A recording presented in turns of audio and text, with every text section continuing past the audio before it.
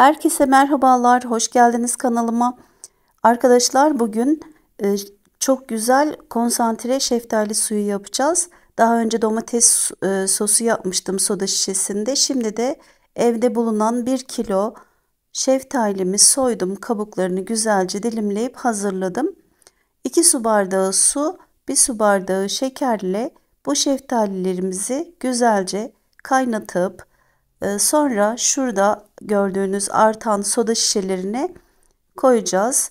Ve bu yöntem harika bir yöntem. Gerçekten uzun süre saklayabilirsiniz şeftalilerinizi bu yöntemle. Şimdi tenceremize şeftalilerimizi alalım. 1 kilo için 2 su bardağı su, 1 su bardağı şeker. Şeker isterseniz kullanmayabilirsiniz. Arzunuza bağlı. Belki ek gıdaya geçen hanımlar çocuklarına şekersiz içirmek ister meyve suyunu. O yüzden bebeklere şeker uygun olmayabilir. Sade olarak da konsantre meyve suyumuzu içirebilirsiniz çocuklarınıza. Şimdi arkadaşlar güzelce karıştırıyoruz şekerimizi, suyumuzu ve ocağa alıyoruz, pişiriyoruz. Kaynamaya başladıktan sonra 20 dakika gibi bir sürede şeftalilerimizi alabiliriz ocaktan. Ya da kendiniz kontrol edin. Belki altı kısık şekilde kaynatırsanız yumuşadığı zaman alacağız. Arada bir de gelip böyle karıştıralım güzelce. İsterseniz köpüklerini alabilirsiniz. Nasıl arzu ederseniz. Sonra arkadaşlar blenderla güzelce kırmızı mercimek çorbasında yaptığımız gibi böyle blenderla ezeceğiz şeftalilerimizi. Evet, çok taneli parçalı kalmasın. Sonra huniden geçirirken geçmiyor. Şişemize huni ile koyacağız böyle gördüğünüz gibi.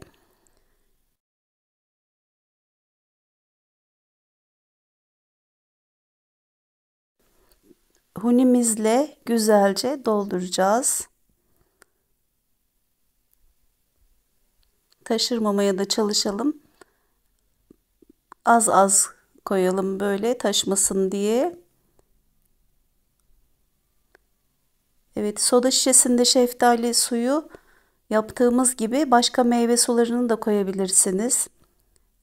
Erik suyu olabilir, kayısı suyu olabilir. Günümüzde her şey çok pahalı. Dışarıda içmeye kalksak şimdi biz bu şeftali suyunu kim bilir ne kadar para veririz. Ama 1 kilodan bakalım kaç şişe çıkacak.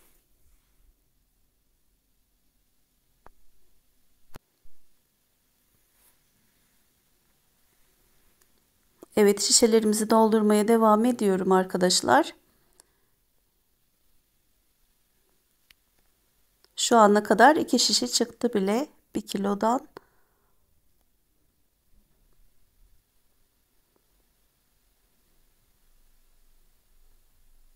Ayrıca hazır almaktansa evde yapmak her zaman için çok güzel. En azından kendi yaptığınızı görerek yapıyorsunuz. Hazır satılanlar biliyorsunuz hepsi için geçerli olmayabilir ama bazılarının içinden küfler vesaire bir sürü şey çıkıyor. Sosyal medyada paylaşıyorlar, görüyorsunuzdur siz de.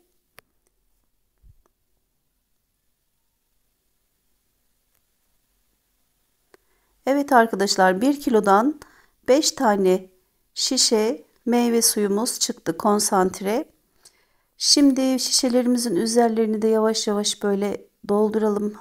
Ağızları yarım kalmasın. Evet, böyle kaşığın ucuyla şişelerimizi de kirletmeden güzelce dolduralım arkadaşlar. Hatırlatmak istiyorum.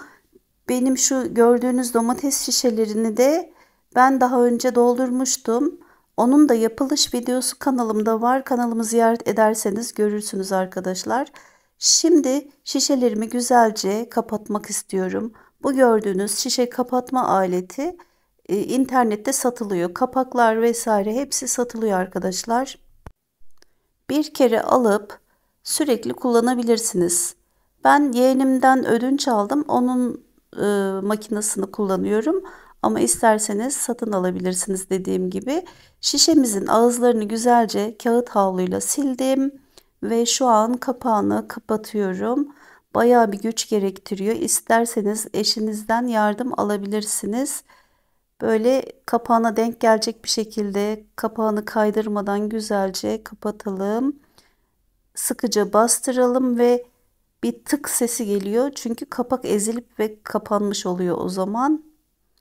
Eğer kapak tamamen kapandıysa şişe yukarıya kalkıyor böyle.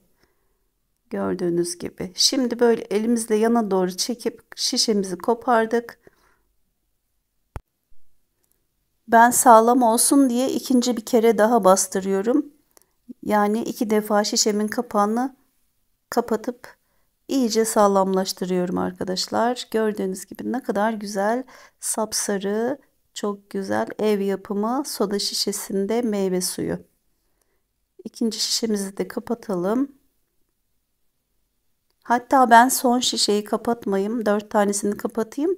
Son şişede nasıl sulandırdığımızı da göstermek istiyorum.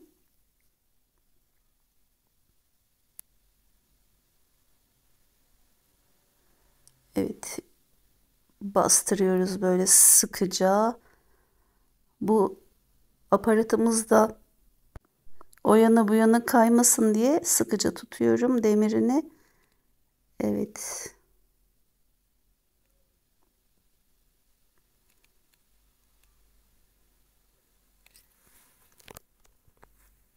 Soda şişesinde domates suyu yapımını söylediğim gibi kanalımdan izleyip sizler de yapabilirsiniz arkadaşlar. Geçen sene çok yapmıştım.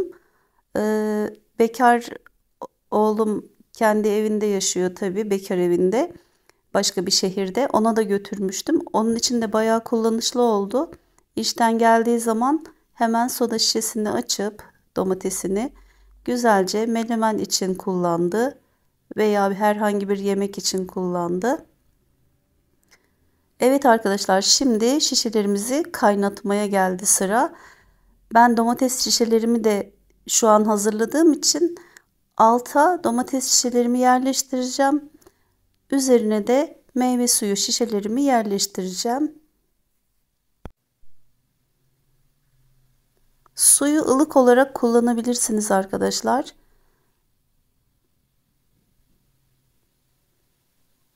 Evet. Güzelce yerleştiriyoruz. Şimdi meyve sularını kaynattık. Onun sıcaklığı var. Domates şişelerim de soğuk. Sıcak olan şişelerime soğuk suyu koyarsam şişelerim çatlar.